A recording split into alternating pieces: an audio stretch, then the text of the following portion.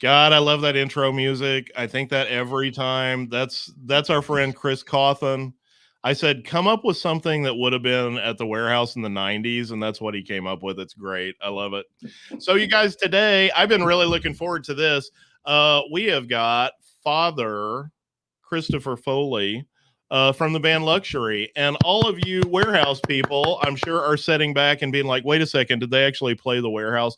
Well, they did not. But we are endeavoring to stay relevant with everything that's going on in our scene. And Luxury actually nearly missed playing the warehouse. So, first off, Father Chris, how are you doing today? I'm good. It's great to be here. Thanks for Thank you for having me. being on the show. Yeah. We only have a few episodes right now, so it's like I don't have like this huge backlog, of people to hey, just look at this, it'll be great. So I double appreciate the people who come on at the beginning. So what actually happened with okay, so you guys were touring with the prayer chain and you missed us by like one day, right? And this would have been Yeah. what, 94 or 5 or something? Yeah, the Mercury tour. Um, I know, like we'd always heard about, you got to play this place in Bartlesville, Oklahoma, called the Warehouse. I'm like, where the, the next Bartlesville? Um, and so, yeah, I think when we got asked to, tour the prayer chain, I think like we joined the tour the day after. And then I think Oh, that one was time we were with Morella's Force, and it was maybe the same thing. Like we finished part of the tour and they kept going and played yeah, we had them. Warehouse I or something. remember them. Yeah, we had them several times. And you said that who you guys replaced was Starflyer 59. And Yeah. I still have people talking about that Prayer Chain Starflyer show. So that would have just added another name to the legend. It's unfortunate though. Well, look, Oh no. I'm gonna give you guys who aren't familiar with Luxury a really quick synopsis, and then we're gonna talk about everything that I talk about. So all of you people who I'm sure like me that were into Tooth and Nail and all that used to get all the little flyers and pamphlets of all the bands, and you're familiar with Luxury.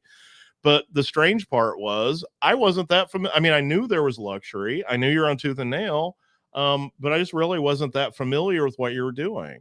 Well, these guys were poised to take off very big by everybody's admission. I mean, Brandon Ebel on down, and unfortunately had a pretty serious van accident coming back from Cornerstone that really derailed a lot of the ambition for the band as a whole.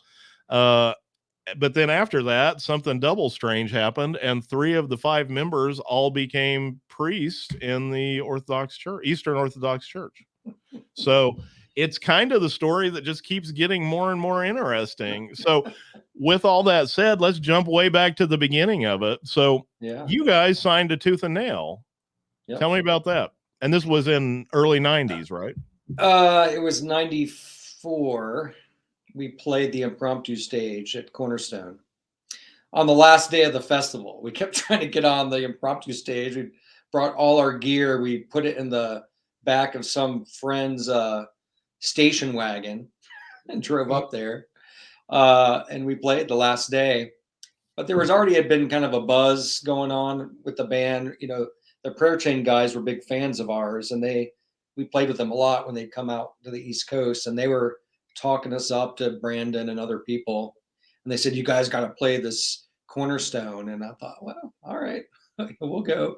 And so yeah, Brandon saw us play, and offered us. He sat us down afterwards and offered us a deal. And man, I want to sign you guys. And I think for us, that was the only label that we were remotely interested in from that little world. It just seemed Yeah. like when Tooth and Nail started, they were doing some cool stuff. It seems like they were trying to bridge the gap between kind of a mainstream label and ran by Christian people, and they were doing cool artwork and signing cool bands. I think the Starflyer album had come out, Yeah. MXPX, Blamed and stuff like that. So, I Well, mean, and it's you guys pretty were early on. yeah, you were What? basically the first wave of Tooth and Nail, right? Like you were on the Yeah. first roster, essentially. Yeah, I would say probably within the first, I don't know, 10 or 15 releases, maybe. So then, now all that's happened, now you're in the fray of the Christian industry. Yeah, I Tell me mean, we got about that to, a little bit. that was unique. I mean, I guess we signed thinking that we were going to get all this press kind of in the college music scene, indie rock scene. And, I think they were trying to do that, but, our stuff is mostly sold in Christian bookstores and, advertised in Heaven's Metal and things like that. But, we got to record with Steve Hindalong and Chris Colbert, which were kind of icons for us growing up a little bit in that Christian world. Like, wow, man, the guy from the choir and Breakfast with Amy, that was kind of a cool thing. But yeah, it was weird. I mean, record out of it. Pardon? You made a great record out of it. Yeah, and that was back when you would still record on 2-inch tape, and Chris Colbert was just an amazing engineer. I mean, he's like cutting up the tape, literally cutting and pasting, Lee's 6 vocal takes and piecing them together. It was really pretty amazing. It was analog Pro Tools. Yes, very much so. So what was your first indication? And actually, I neglected to say something else very important. If you guys haven't done this, not that I don't want you to watch this podcast, but stop it right here and go on Amazon and watch a documentary called Parallel Love, and then come back to this. There's a documentary that's about luxury that's freaking amazing and tells all of the interesting stuff that we probably won't be able to get into here. But anyway, with that said, and the reason that I say that is because it is covered a little bit in the documentary. But so what was your first indication that, wait a second, this is a little bit different than we thought?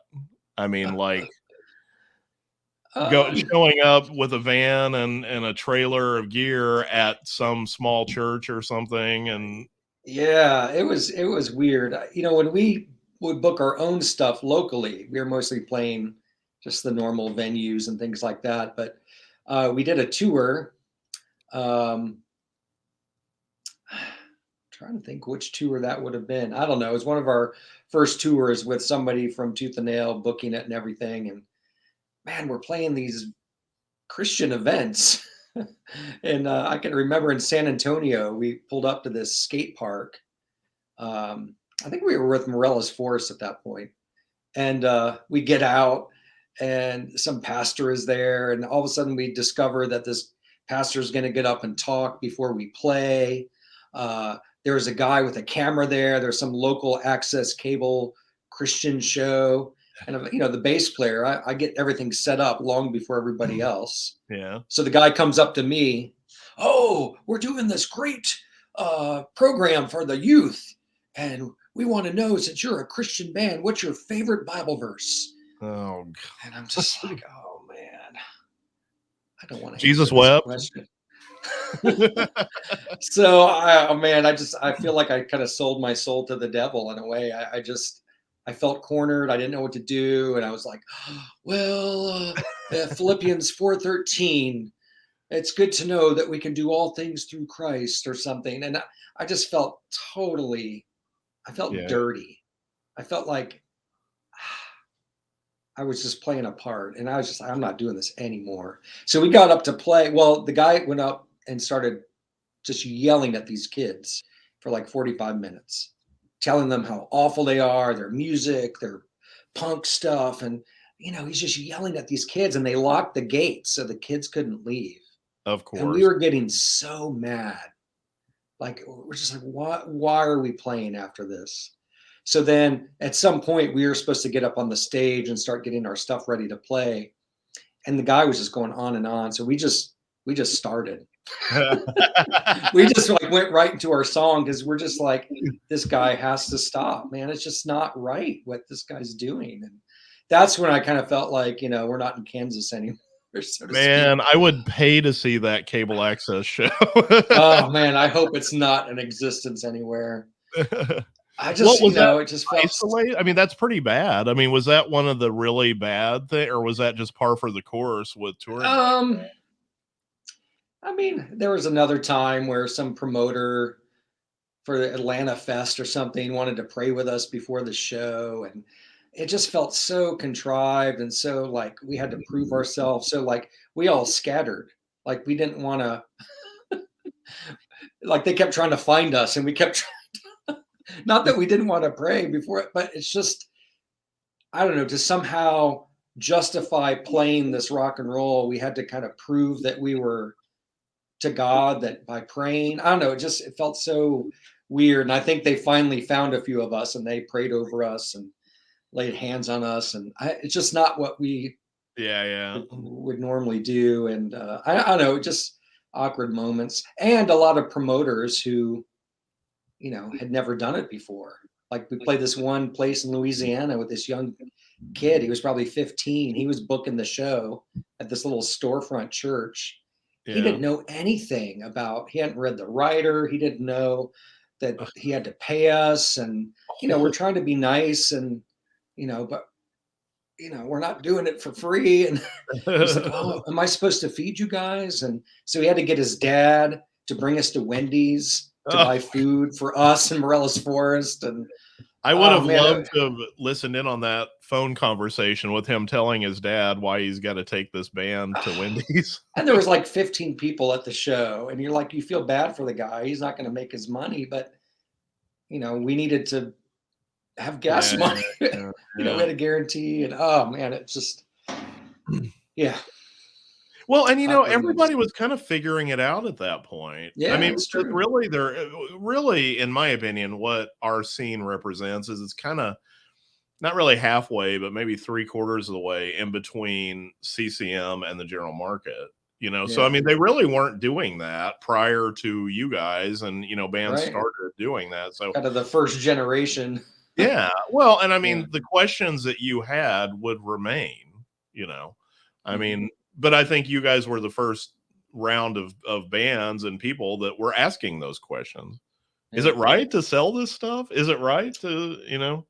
Yeah, it just felt, yeah, like we make our faith or God some commodity to market and sell, and we have to justify that we love playing rock music by like making it spiritual or something like that.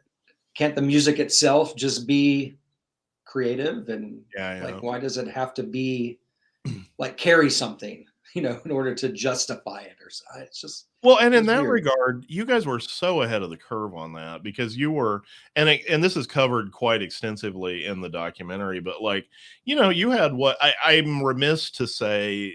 I don't like to use the word controversial, but like it kind of was. I mean, I think it's ridiculous that people would have a problem with what you guys were doing, but people did.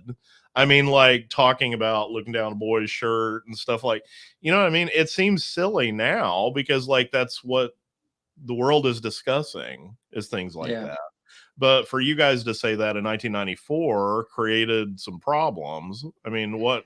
Yeah. And it's not like we were kind of doing it on purpose. I mean, I think, not to speak for Lee, but he was just a product of his influences, Morrissey, Mhm, you mhm. know, Peter Murphy, Depeche Mode. I mean, it just kind of gender bending, kind of, it's kind of part of his stage show. Yeah, I yeah. don't think we even thought, well, we want to push the envelope with the Christian market. It wasn't even that thought out. It was just, hey, what would David Bowie do in this situation? Yeah, yeah. Well, Um, what was the first time you got some pushback on that? I mean, I'm uh, assuming when you're recording, it wasn't a problem or anything like that. no, no, no, there was never any problem with Tooth and Nail or Brandon, or it was when albums started getting returned.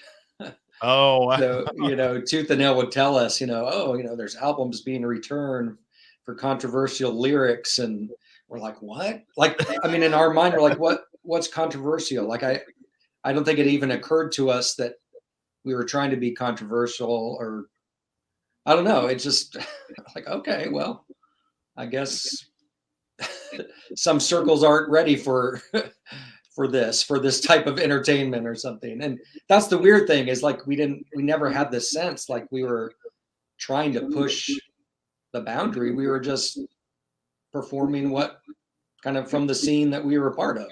mhm, you mhm. know um And ironically, it's funny that those are things that should be discussed in the church and elsewhere. And, anyone who has interest in it should discuss it. But, yeah. strangely, the church always tries to keep stuff shut up and we don't talk about such things or whatever. Well, and I think, you know I mean, I'm sure we'll talk about this at some point, but I've been so outside of that world for so long. Became Orthodox in the mid '90s, and kind of left evangelicalism, that experiment. Once you kind of start reading more broadly and seeing how Christianity is much bigger than like a Yes. little sliver, then I realized, gosh, we were just in this little kind of bubble, and Christianity is so much bigger than kind of that little bubble that we were all a part of. Yeah. So. Well, what was the outside of that like? Because I mean, I know from watching the documentary and everything, you guys were still playing tons of general market shows, still doing, have a lot of relationships and things of that nature. What did you get from the other side? Did they give you a hassle about Christian label or anything? Well, we found out later actually that like Atlanta, Athens, that scene is just a really hard music scene to break into. It was very cliquish, very Well, there's a couple of defining bands, REM, B-52. right. Yeah, exactly. And we come to find out later that there was this one venue that we kept wanting to get shows at that, like, we found out later they would not book us there because of our association with the Christian music scene. Wow. Just like, wow, but I mean, we felt much more comfortable in the general market. We had friends, that were in bands that we played with all the time. And like, it was never an issue. I mean, they knew that we were Christian people. In fact, there's this funny story.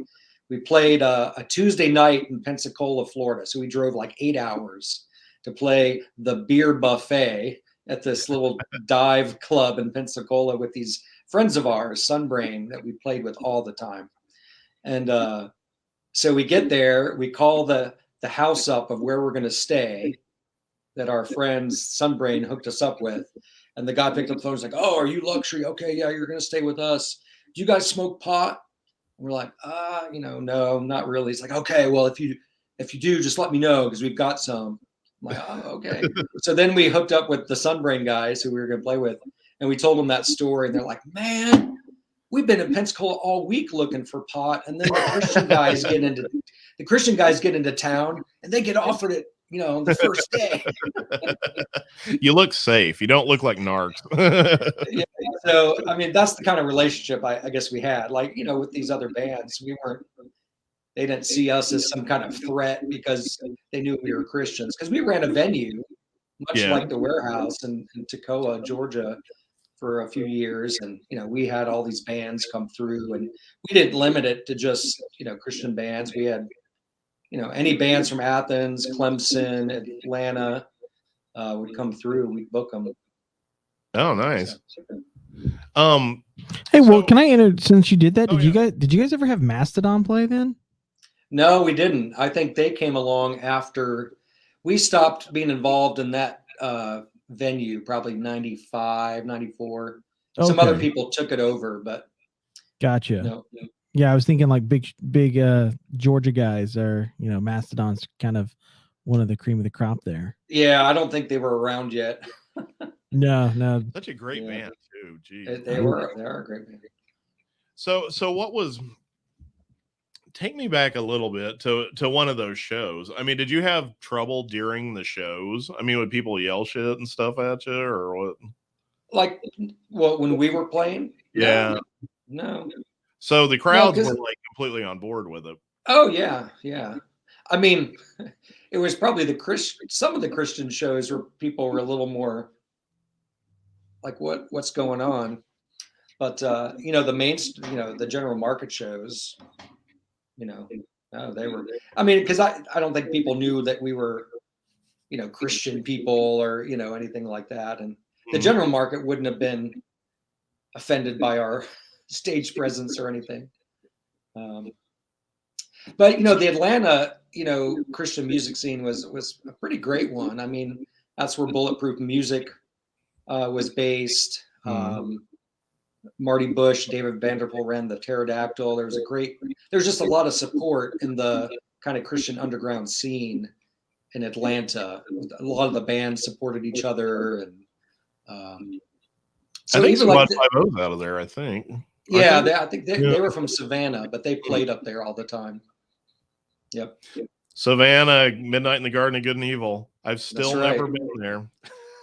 Oh man, it's a great city. So without getting sidetracked, which I can get sidetracked really easy. So was there any pressure from the inside? I mean, I've heard this from other bands that like a lot of times they'd be like, well, you can talk about Jesus more and sell more records and things of that nature. I mean, was there any pressure to be more like that? No, not really. I mean, Brandon never, tooth and nail. There was no pressure from the label. And even when we signed to Bulletproof later and then to Northern, I mean, yeah, we never felt any of that. And we wouldn't have been into doing that anyway. Yeah. Well, and here's another question. I don't know that anybody's ever really answered this, but like I was definitely a tooth and nail kid. I mean, I got all the samplers and stuff. And like I said, I was aware of you guys, but like it just feels like they didn't push you guys like they did everybody else, strangely. I mean, like I don't remember ever getting like they used to send us these, we were promoters at a, showcasing their stuff. And like they'd send us these huge stacks of like CDs and stuff and all the new stuff and blah blah blah. I don't think I ever remember seeing a luxury like ever. And like what how do you feel about that? Like it just felt like I don't know. I mean, not that there's anything wrong with Stretch Armstrong or bands like that, but like the second that those guys came out, like you'd heard them. You had some kind of sampler of theirs. It'd be some full ad in HM or something. I mean, did you feel like that? I mean, we felt like that on the second album. The first album, we felt like it was getting some, some good press, and they were doing gang ads, not only in Christian publications, but in like Bikini and Alternative Press, Magnet. So we were pretty happy with that. But I think after the accident, and then we did the second album after the accident, I think we just really felt like Tooth and Nail had just kind of assumed that we were done. But we'll do the second album, but it wasn't really pushed that much. And we had a one album with 2 option contract. So they just decided not to pursue the third option. And I think by that point we were fine with that. We just didn't feel like they were excited about what we were doing. We weren't really excited about what they were doing at the time. And we left on good terms. It wasn't like we, breached the contract or something. It just they didn't pursue the third option with us. And what's weird about it is it's not like you were coming off a bad record. I mean, the record's super solid. I mean, front to back, it's really good. And like that's what's kind of odd about it. Like in my opinion, usually things people will find, and like it just seems like a lot of people didn't find it. And now, now that the documentary's out, everybody all at the same time is finding it. This is a great diamond in the rough record. It's amazing. Yeah. It's weird how all that happened. So I guess with Tooth and Nail, I think they wanted us to tour more. Yeah. But after the accident and with all of us being married and starting to have kids at that point, we weren't interested in touring. But we also kind of felt like it was, well, if you pushed our stuff more, there'd be more opportunities for us, and perhaps we would tour. And I think they felt like, well, if they were touring some more, then we'll push it some more. Yeah. Well, so. And you mentioned this briefly, and this is key to the luxury story, but tell us a little bit about the accident. Yeah. So we were coming back from Cornerstone. We had played. This is the first time going back there after the album coming out, and it was this great. It was a great show. It was packed. We were really excited about the turnout and the support. And then on the drive back, we had 2 cars. We had the van, and then we had a car because we were traveling with another band. So our manager was driving the van, and just with all the equipment in the back, and it's hard to control. for whatever reason, he started going off the highway and he overcompensated coming back onto the highway. And when he overcompensated, just the back of the van started moving, and then it turned and then flipped 3 times. People were thrown out. It landed in the northbound lane. You know, we were headed south. It landed in the northbound lane. And so, you know, I was in the car behind it and just watching it all take place, like in slow motion or something. So, you know, we ran out and, you know, people stopped and, you know, we had to lift the van off Lee, you know, Father David. Yeah. And then the singer of the other band, Piltdown Man, I mean, he flew out, you know, you could just, as we were passing the van, it was like he was in the air, just kind of floating in slow motion, you know. So yeah, it was awful accident. And the police that responded, they told us later, or the paramedics, that they responded to an accident just like that, like a week earlier, and like 3 people died. Well, it's kind of a wonder that nobody died. Now, we had almost. I mean, some of the guys. Lee almost. Yeah, he was in ICU for a number of days, and but we had a lot of support. We heard that, like at Cornerstone, they had made an announcement, and you know, people were praying for us. The Starflyer guys, Ronnie from Joy Electric, the Prayer Chain guys, they all like drove over to, you know, the hospital. It was over in, you know, Champaign-Urbana. So it wasn't close. I mean, good 2 or 3 hours away. And they came and visited. And well, and you know, on a side note, and I figured I was the only one that noticed this, but one of the parts in the documentary is when you guys were starting out, and there's actually a scene where Ronnie and Jason are watching you guys. And for those who don't know, Jason Martin from Starflyer and Ronnie Martin, his brother from Joy Electric, they're watching you guys like for the first time. And I mean, for me, being a scene kid in that, you know, I was like, heck yeah. Yeah, that was the show. That was the show the day before the accident. Oh, wow. Yeah, and the guys from Mortal, one of the guys that's now in Switchfoot, and Brandon, and like, all these people were like standing there behind us watching, and Wayne from the Prayer Chain. It was, you know, this sense of like, wow, we've kind of made it, you know, in that world, you know. Yeah, I mean, I think a tiny pond, but hey, it resounds with me. I thought it was cool. I saw this like a couple of months ago. I thought it was awesome. Yeah. So obviously everybody survived, although it was rough. It was touch and go, almost lost some people. Yeah. Obviously life-changing accident. How do you feel about that in retrospect? What do you think about it? I mean, did it change you guys in a lot of ways, or? Well, it did. I mean, I think at the moment, you know, we were just kind of right there in the middle of it.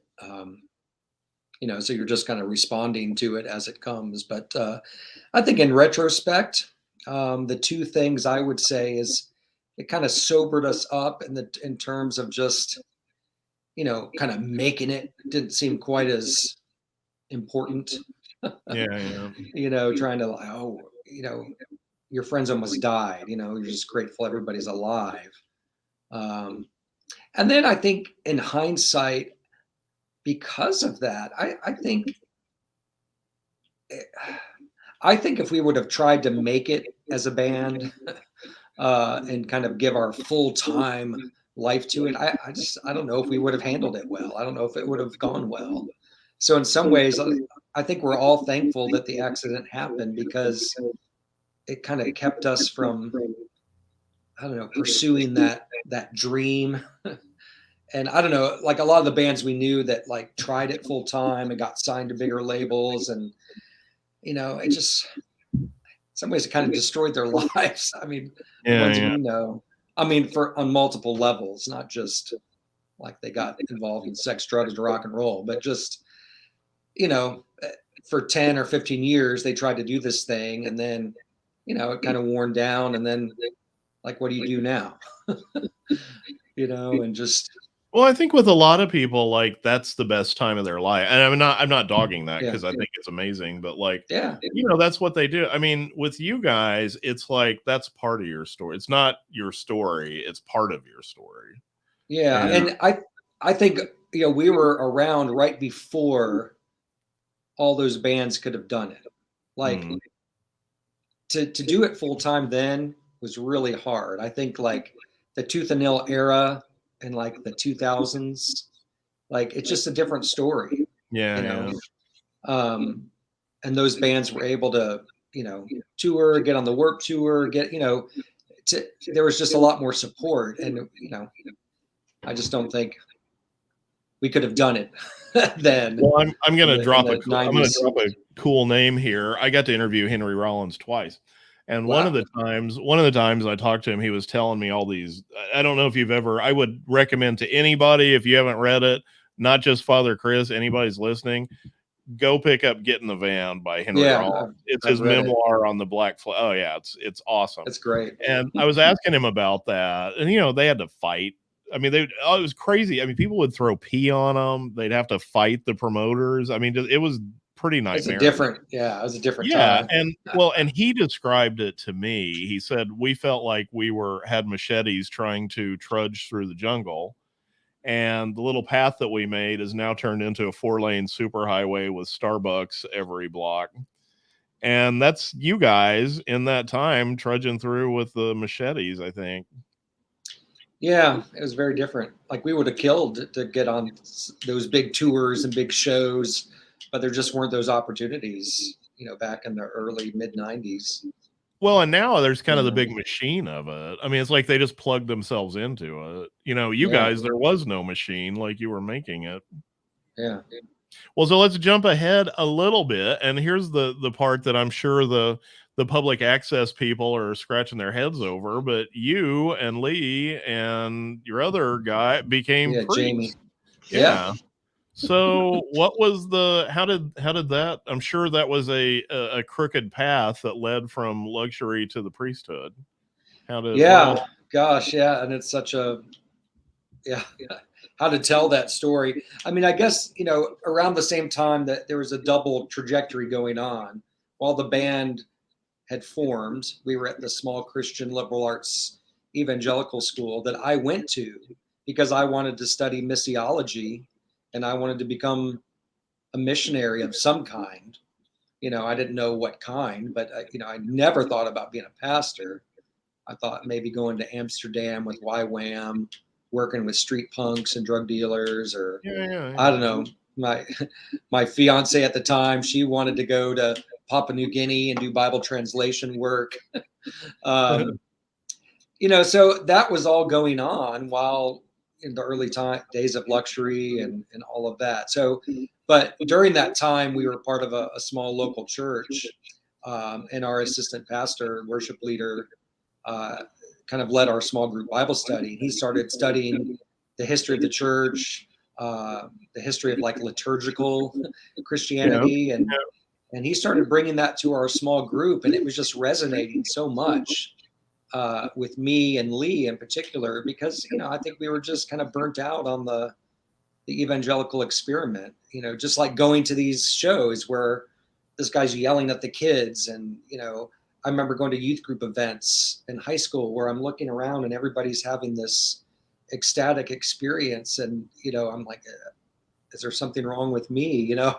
And just kind of struggling with that. Like I wanted to go deeper in my faith. I wanted to, I don't know, worship God with like awe and reverence, and not just like the new thing, the new church with the new thing. Like I was so not interested in like the rock and roll churches and all of that. It just seemed like that's not church. I mean, like, I love rock and roll, but like,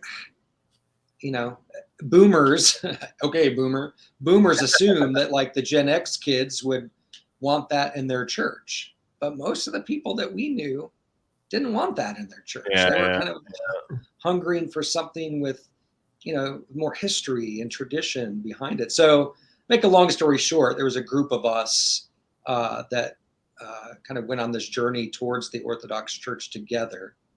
And Lee, our singer, was a part of that group, his wife, my wife. And then so kind of found ourselves smack dab in the middle of Orthodox liturgy, worship, theology, and it just really answered a lot of questions. So, I kind of felt like maybe I was starting to be on my way out of church life. But then when I discovered the Orthodox Church, it was like, okay, I think this is what I've always believed, but never had the words for. And it just resonated. So years later, Lee's brother Jamie, the guitar player, he was the one that was the most kind of against us being on this journey. They're like, what are you doing? Are you guys joining some weird cult or something? And then eventually, after I went off to seminary, he and his wife eventually kind of were on a similar journey. He was an elder in a church for a while, and he was frustrated there. And I think he started, being taken by Orthodox liturgy and worship, and the beauty and all of that. Yeah.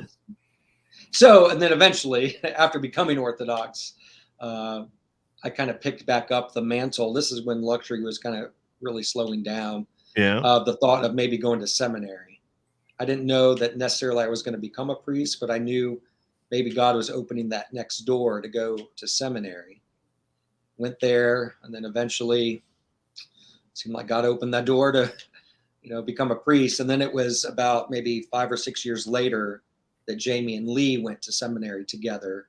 Yeah. And felt like they had kind of a similar call. And I'm just like, this is so weird. All three of us, how is it possible? So Well, one of the great, I mean, knowing you guys and hearing your story, it doesn't seem that weird, but on paper, it does. Yeah. To me, I can see why that just seems like so disparate.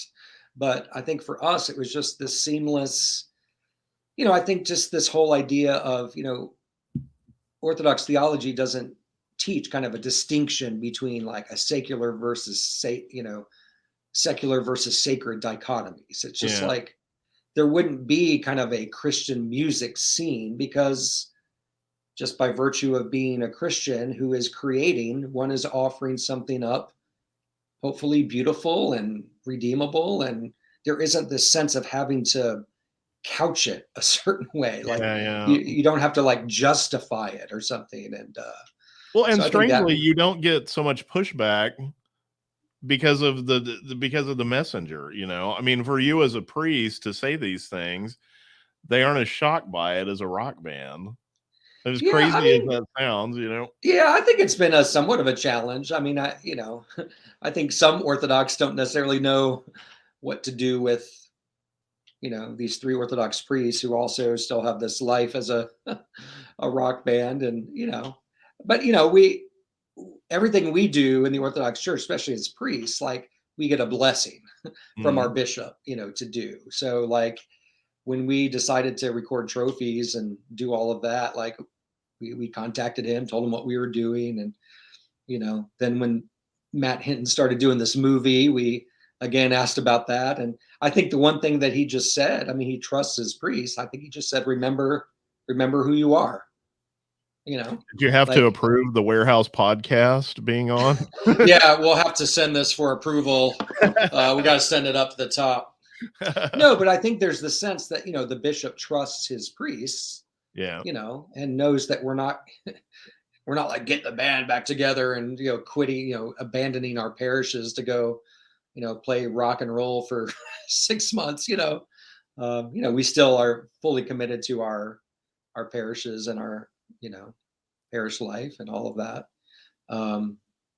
So tell me about that. What's your reward for, I mean, I'm sure probably daily you have like life-changing monumental things happening with people around you. I mean, what's being a priest like versus being in a rock band? Well, it's very different. I mean, in some ways it's the same. You're having to deal with, personalities and, having to face conflict and, all of that. And, there's some creativity involved and just, how does one creatively engage their parish? And I mean, for me as an Orthodox priest, like trying to engage, what does it look like to be kind of a missionary, if you will, of Orthodox Christianity in the buckle of the Bible Belt? What does that mean to, like, we're not just importing like Russian Orthodoxy or Greek Orthodoxy. We're we're North Americans. We speak English. What does it mean? Yeah. What does that look like to be an indigenous North American expression of the ancient kind of Eastern Christian faith? I mean, that takes some creativity. It's funny too, when I first got here, it was a brand new mission. I'm in North Carolina, and we were trying to find a place to meet. We were meeting in a hotel banquet room for a few months, setting up and taking down. And I'm like, man, we can't do this. We got to find a place that we can just leave up. So where did I go? I started looking at storefronts. Like the same part of my brain when we were doing venues and doing DIY shows, it's like it uses that same part. Okay, I'm looking around for churches with big buildings that maybe they're not using. I'm looking at storefronts. Oh man. And so instead of it being, hey man, this would be a cool place for a show, this would be a cool place for for a church. So it involves that same creativity. But I would say that the rewarding part is just, I don't know, just being able to just serve and be with people in the midst of struggle, joy, and being able to just be there in the midst of it and somehow be a part of like bringing Christ into that situation. St. John Chrysostom says that we all in the church become the left and right hands of God. That's how he chooses to work in the world. So to just be with people when we're baptizing their babies, when they're born, when someone's just struggling, they are coming to confession and they're, pouring their heart out, being able to like, speak peace and hope in the midst of that, being able to offer like sacramental things, healing for people in the midst of difficulty. I mean, there's nothing, it's just amazing. Well, and what you just said is exactly why you should be a priest. Yeah. I mean, that's just so important on every level, And I think it's just, I mean, I would, I'm just a naive kid from Bartlesville, but like that would have, if there was somebody like that and I was like 15 or what, I'd be at your church this Sunday. I got to meet this guy. Are you kidding me? What's his record like? Yeah. Has it drawn people in that just are interested in that? Or I would say in the last year or two. I mean, before the documentary, even my parish didn't know much about luxury or anything. I mean, it wasn't like I hid it, but I didn't really talk about it. People would find out about it, like, "Oh, Father, I heard you used to play in this band or whatever." But when the documentary was coming out, I remember Matt, the filmmaker and member of Luxury, he said, "Okay, for the next year, like, I mean, we're hiring publicists. There's going to be a lot of like podcasting and interviews. Are you guys cool with that?" And man, I was just really struggling. I remember talking to my wife one night. I was like, man, I just, who's your publicist? Oh, I can't remember now who we chose. Is it Lori Lands? That name sounds familiar. Matt hired her. Yeah, so I remember just telling my wife, I just don't know. Because I don't want to feel like I'm using the priesthood to sell the band or something like that. I just really was struggling with that. And, she said, you know what? Just embrace it. This is your story. Each priest, expresses their priesthood uniquely because of their particular life and experience. And so, this is who you are. Like, embrace the tension of all of that. And I thought, she's smart.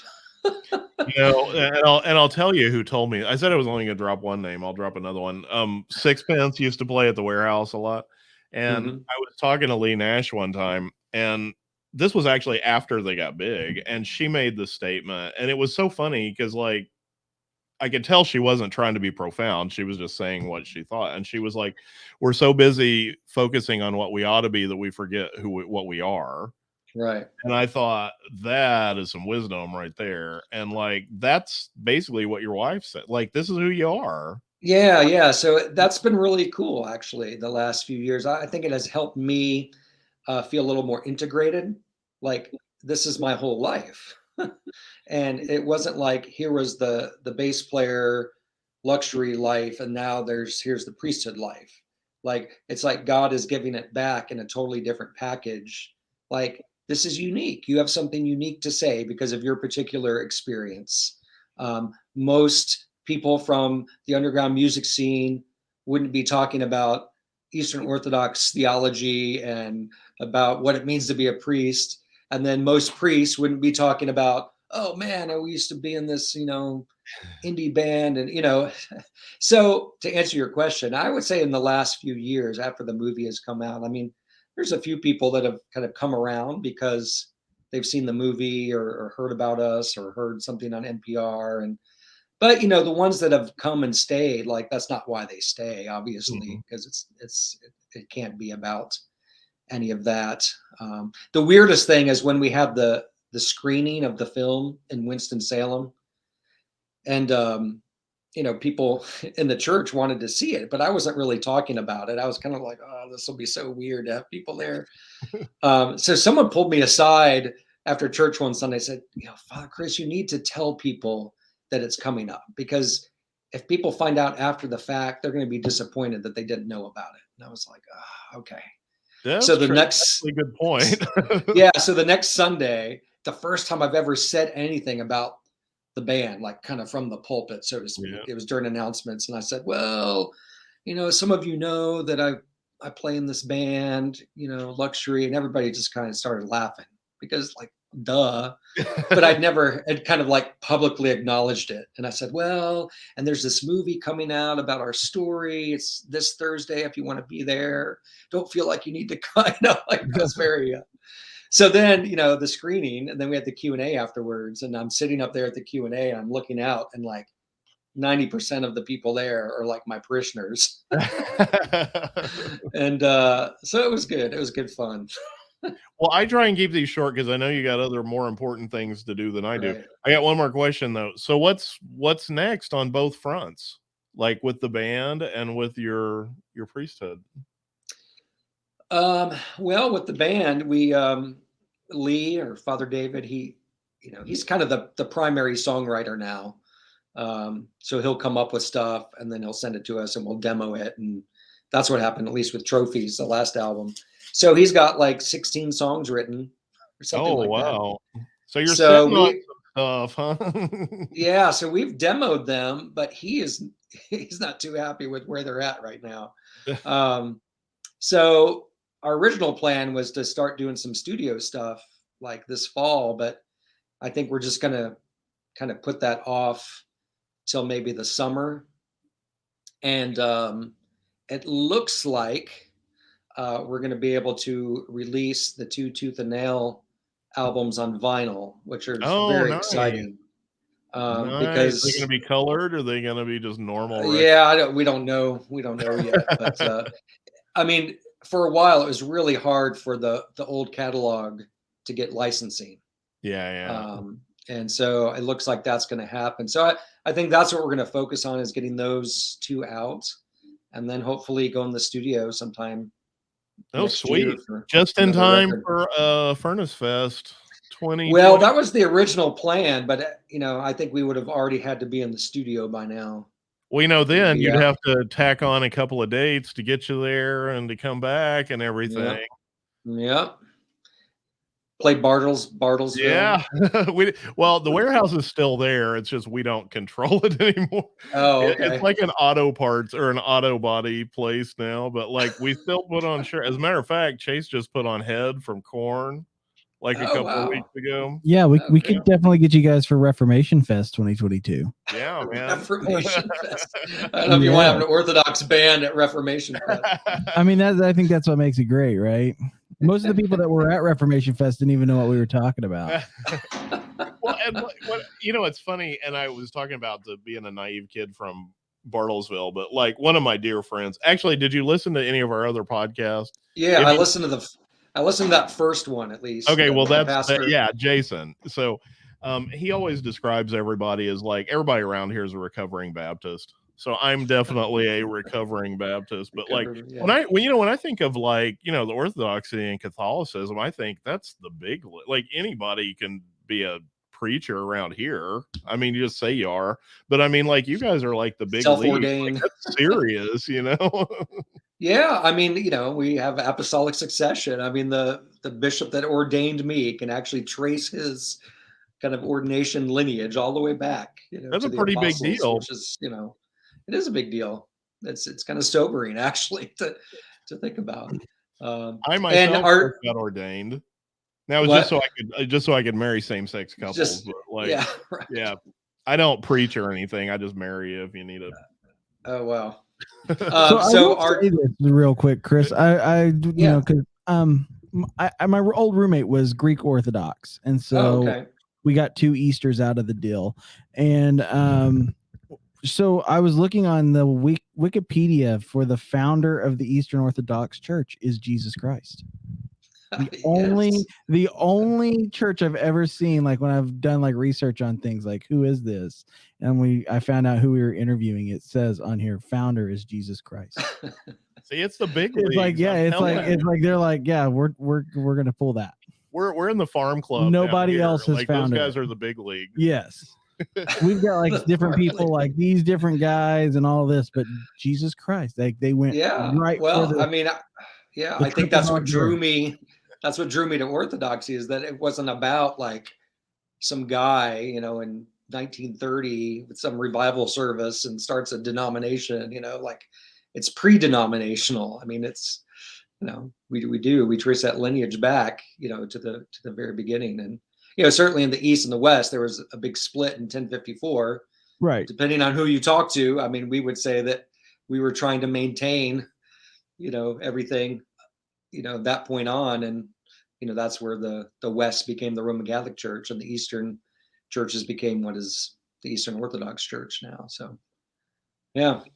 All right. Well, thank you. And everybody out there, if you've not checked out Luxury, check out Luxury. Definitely check out Parallel Loves. It's a great documentary. You'll like it. Watch it tonight. It's on Amazon. Where else can they get it? Is that the only No, yeah, Amazon, iTunes, Voodoo, I don't know, a few others. Not Netflix. That's the one that it's not on, but pretty much all the other streaming movie sites.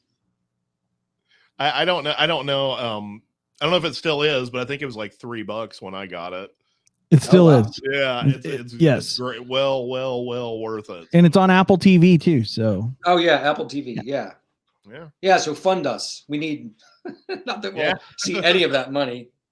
Well, I think you'll get the records you'll do all right with, right? I'll buy Yeah. both of those. Yeah. So those are definitely Well, and then then we'll have all 5 out on vinyl. So yeah, nice. we've been talking with Burnt Toast. I think we're gonna partner with them for the first 2 albums, and then maybe do a 5-album bundle with maybe some cool artwork or something. Oh, now you're talking like a box set or something. Yeah, something like that. Yeah. You guys can bless it or something. Yeah, we'll bless it. Yeah. So, Special blessing. You pay extra for the. Yeah, the upgrade. Look out, televangelism at its That's finest. right. We'll throw in a prayer cloth that's been prayed over. The prayer cloths. You know what's really funny about that? You and I came up around the same time. And like I was just so over records when it was like, cassettes. You want the cassette. And like, so I always kind of felt like record, you get a record if you had to. And now, it's like, heck yeah, vinyl, man. That's the only way to go. When I got into music, you got the cassette if you had to. If they were sold out of the CD, you could get on the underneath, or they had the cassette thing. For the $3.99 special. Yes. God, and they were so expensive too. I mean, I remember when those first came out, it was like $800, $900 for a CD player. And now cassettes are coming back. That's what's so weird. Yeah, cassettes are back. One of my buddies bought one of those, and like at the time, and the only CD he had was the Joshua Tree, which was awesome. But he was like, "Oh man, the clarity, it's just so good." And I was like, "It still sounds like I can't tell the difference." Good needle on a good vinyl. That's it. I loved vinyl. I was one of these like last people to give up buying vinyl, like in 93, 94. Like I'm still buying everything on vinyl. And then I don't know. I think the first album I bought on CD was like Primus, Frizzle Fry or something. Oh yeah. I saw them on that tour, by the way. It was awesome. Oh man, I think I did too. That was they were great live. So I still have all my old vinyl till about 93. And then I started buying vinyl again, like, I don't know, 3 years ago. Yeah. And now that's all I buy. Cause I mean, why buy a CD? I'd rather have it on vinyl and then I'll just stream it, I in used I the used to car. have kind of in the interim period, like before I was listening to it again, like I had all my records, and my kids would look through the records without listening to them, and they just became so interested in Iron Maiden and Journey and Molly Hatchet just based off of the The covers. covers. Yeah, and Wow. like ELO and stuff like that. Oh And man, Right. those are great covers. The Eagles, like all the, like, yeah, like yeah, man. Boston, like the spaceships on the. I thought Oh, I always liked Dr. Feelgood from Motley Crue. I'm embarrassed to say I saw them on that. Hey, they just actually today sold their catalog. Well, I guess tomorrow when this thing airs, sold their catalog for $150 million. What? To Hey, be maybe we on get Josh. Nikki Sixx on here. Yeah.